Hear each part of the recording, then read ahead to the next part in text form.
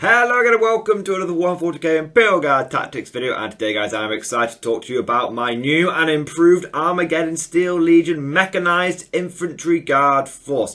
You see, I've been running my guard and my Mechanized Guard for a long time now. Since the beginning of 8th I've had my Steel Legion and it's been a lot of fun and it's gone through multiple iterations, but I am running a new version of it right now, this weekend, today and tomorrow. Through the magic of cinema, I have been able to record this video and then release it over the weekend. As you will be watching this video, I will be playing probably my third game of the first day of the 2-day tournament. And what I'm going to do is I'm going to take you through each one of the units and why I have taken each one of those units in this list. Explain my tactics, my thoughts, what secondaries I've got in mind for this, and all that good stuff. So we're going to try and keep this a nice quick tip tactical video. And what I'm going to do is I'm going to have this list review here, and then when we get to the after action report, which I'll be doing on Monday, I'll be doing it in a live stream and I'll be doing it in a video as well. Then you'll be able to see how this list actually performs. So this is kind of to get you hyped up and ready for that. So that's pretty cool, right? Anyway, without further ado, let's dive straight into this. Let's take a look at the list. So, firstly, it is a single detachment army. It all fits into a single battalion. No brigades here. We're not a big dick swinging player today. We're just a regular sized dick guy, and we're going to be taking a single battalion. And the regiment trait that I've taken with this is a custom regiment trait.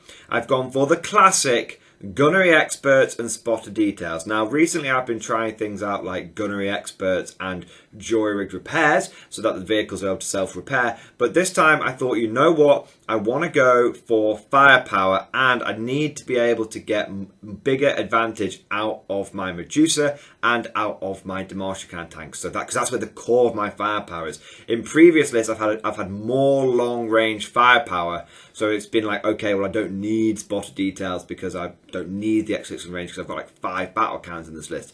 In this list that I'm looking at, I've only got 2 really long-range pieces of weaponry. I've got the 2 basilisks, but the Medusa is a relatively short-range artillery piece. Traditionally, it's only a 36-inch range. With this now, it's a 42-inch range. And the Demolisher cannons are only a 24-inch range, and now with this, they're a 30-inch range. So I needed the extra range on my other firepower. So that's why I've got the Gunnery Experts and Spotter Details in this list. Now, the only 2 CP that I've spent at the beginning of the game before anything happens is on my full payload basilisks. Now, some of you might be saying, why are you switching over to basilisks over manticores? Well, the reason I switched over to basilisks is because I want to give them a go in a proper competitive setting, and I've been thinking about for a long time, and in a lot of my practice games, I've been finding that the basilisks with the better AP or the AP3 really do more damage now than my AP2 manticores, and especially that I don't have, Cadian with this regiment to try and boost one of the manticores up to AP3 with shock troops.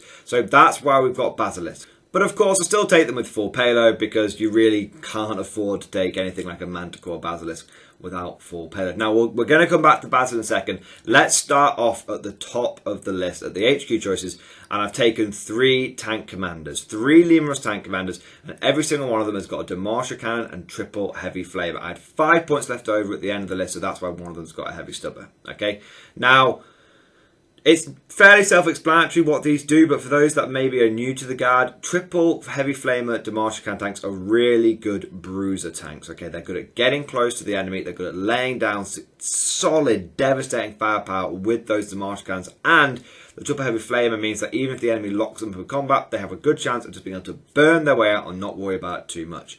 Now, you're going to notice a trend in this list, which I've put heavy flamers on like pretty much everything. And the reason I've done that is simple. I'm going to be playing on a WTC terrain style board. That's really, really heavy terrain. You think you've seen heavy terrain before? Think again when you see WTC. Barely an inch of the board will be terrain free, okay? And so that's why we've got Demolisher cannons over battle cannons, because it's very unlikely that the battle cannons are going to be able to get really long lanes of fire. Demolisher cannons are much more likely to be able to just move up and then shoot things because they'll be able to peek around corners and everything. And the triple heavy flamers stop them from getting tied up in combat because they can just burn their way out if they need to. In fact, you're going to notice that in my list, I've got a lot of heavy flamers, and the reason that is I'm playing on terrain heavy boards. I need to be able to push forward my vehicles. I need to not worry about my vehicles getting tagged in combat. They need to be able to burn their way out and keep fighting and doing good stuff. And also deters anyone that might want to overwatch, because charge me, because I can overwatch overwatch them with triple or double heavy flamer. So that's why you're going to notice there's a lot of flamers in this list. So those demolishers are my main source of real damage dealing firepower, and they're going to be able to be more useful on this board than a more long range variant. So that's where we've got triple demolisher, and that's where we've got triple heavy flamer on each one of those tanks. Now let's move on to the troop section of this list. So the main source of bodies for this list, the main source of objective taking power in this list, is my 6 infantry squads, and each one of those is mounted in a double heavy flamer Chimera. See, those turrets have got double heavy flamers on them. Now, each one of the infantry squads, I've just given them the best weapons that I can. They've got Lascannons, they've got a plasma pistol on the sergeant, they've got a power sword on the sergeant, and they've got a plasma gun on one of the officers, one of the guys as well, and they've got a Vox officer in there as well. Simply being, guys, that if I get free upgrades on my squads, I might as well give them the best free upgrades. And another thing is that, if you notice, I do have like triple demolisher, but I don't have as much sort of long range firepower that I would traditionally like. So by giving them things like las cannons and plasma guns, it means that I have got a little bit more supplementary firepower to things like my basilisks and my demolisher cannons. But as we all know, these are infantry squads. Their firepower should not be relied upon because I'm not bringing them in enough volume, enough mass to rely upon. So they are very much supporting firepower. And really their job there is to take objectives and to be annoying. Now, as you can see, I've not taken 100 or 100 plus infantry in this list, and the reason for that is that each one of these guys is mounted in a Chimera. Now, the Chimeras have 2 jobs. Their first job is to keep my infantry safe. As I don't have a huge amount of infantry, I can't afford to squander it, so I need to be able to keep them safe. So that's the first thing. The second thing that my Chimeras are going to be doing is they're going to be the screening part of my list. Normally I would screen my guard forces with infantry or conscripts or something like that, but today, because we're taking a mechanized guard list, because we really want to leverage Armour of Contempt, that we've taken lots and lots of Chimeras. Each one of these Chimeras has got double heavy flamer, and they can take advantage of my regiment trait Gunnery Experts to reroll the random shots on those heavy flamers. So it's really, they're really effective screening units. No one really wants to charge one of these unless it's with a proper combat units, so for example like Sanguinary Guard or something big and powerful.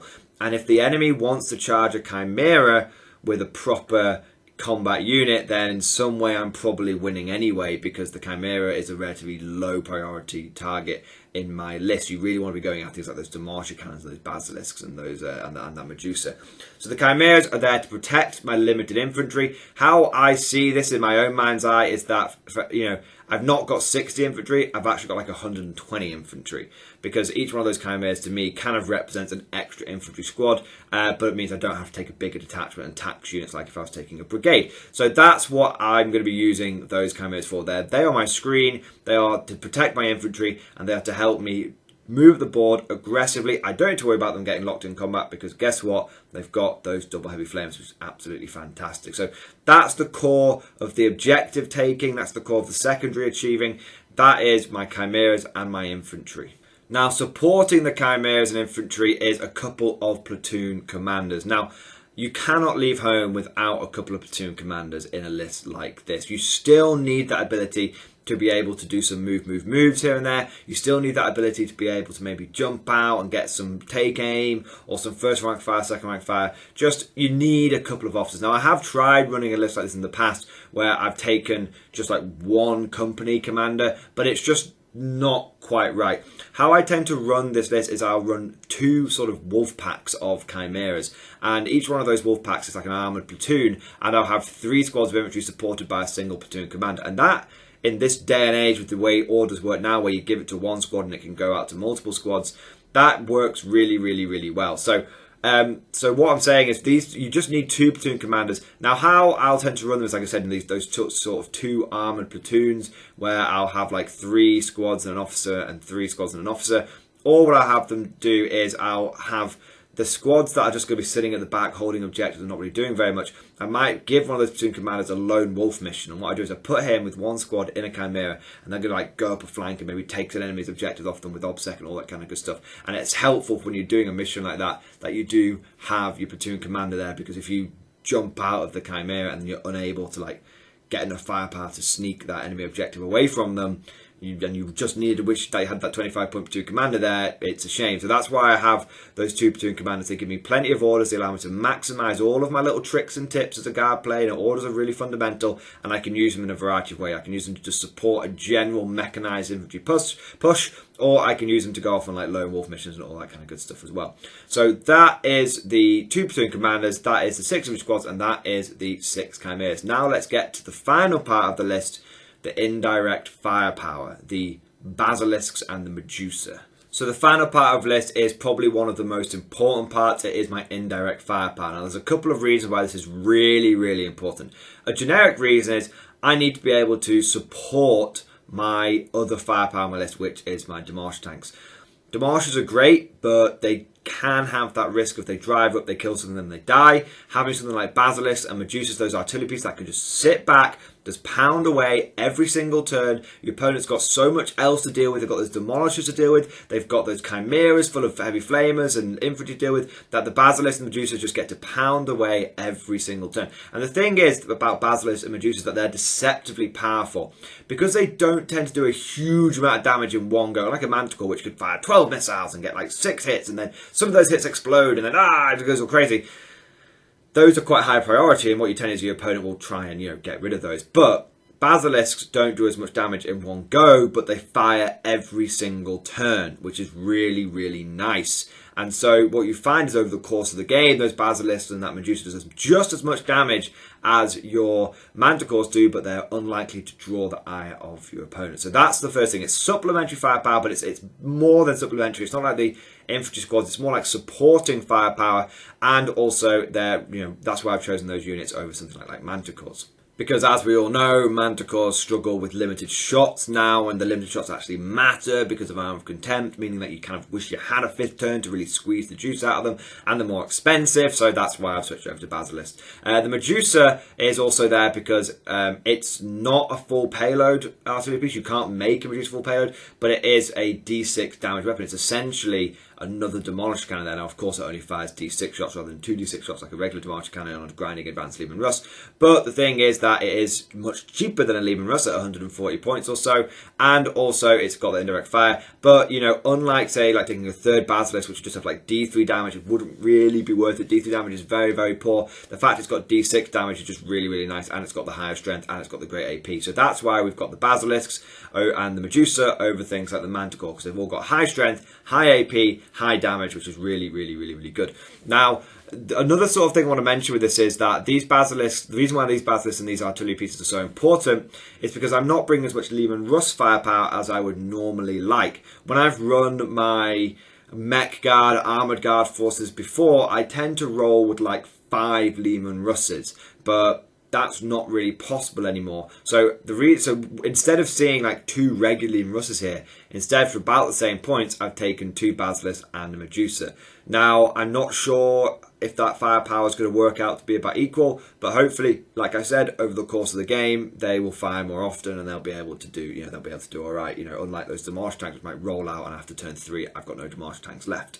So that's kind of what those Basilisks, those artillery pieces are fulfilling a really important role of that sustained firepower that I'm going to be putting onto my opponents. And again, each one of those has got a heavy flamer. Now, the reason why each one of these artillery pieces has got a heavy flamer, some people might say, surely you want the heavy bolter, but it's like, no, I'm never going to shoot the heavy bolter. Out of all the times that I've fired like Manticores and Basilisks and stuff, I've basically never fired the heavy bolter. When I have, it's basically done nothing. But by putting heavy flamers on them, again, it stops someone just taking like a lone, like Genestealer Cultist or single, like Assault Marine guy, jumping him over and then like, tagging them up with some spare stuff that's managed to break through the lines. No, you can't do that. You can't just sit there and just tag my artillery up. It's going to burn you. And the more you try and tag up, the more the artillery is going to burn you. So that's why we've got heavy flamers on those things as well. Now, the final thing to mention about the Basilisks and the Medusa is that they're really important, not just for the indirect firepower for keeping them safe so they can sit back and shoot potentially with impunity, but also for when I'm shooting at my opponents, I can get those units that he's going to hide out of line of sight. I've said it before, I'll say it again, I'm going to be playing on a really, really heavy terrain board.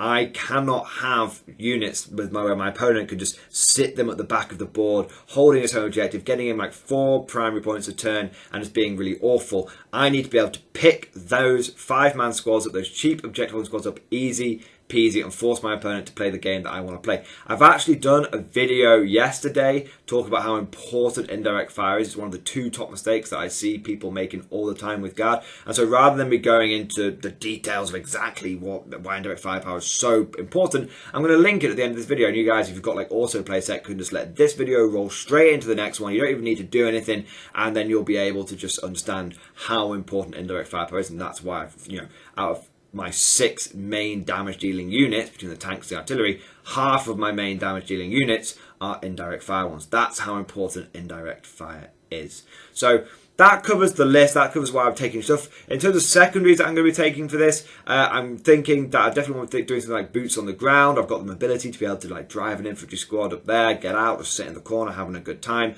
I'm also surprisingly probably thinking of something like by bolt, by Lascannon and bayonet. The reason for that is that I originally poo-pooed that objective, but I found that a lot of 9th edition people just move on to objectives and kind of just sit on them, so you might as well get points for killing them off objectives. I've actually found that secondary to be quite good. But of course, all of my secondaries will be like chosen on the fly. It'll depend on exactly what my opponent has, what missions has, all that kind of stuff. There could easily be some other secondaries that I could take, but I'm definitely thinking like boots on the ground. I'm keeping a close eye on the demolition one that the Guard get, and I'm keeping a close eye on things like inflexible command and stuff like that.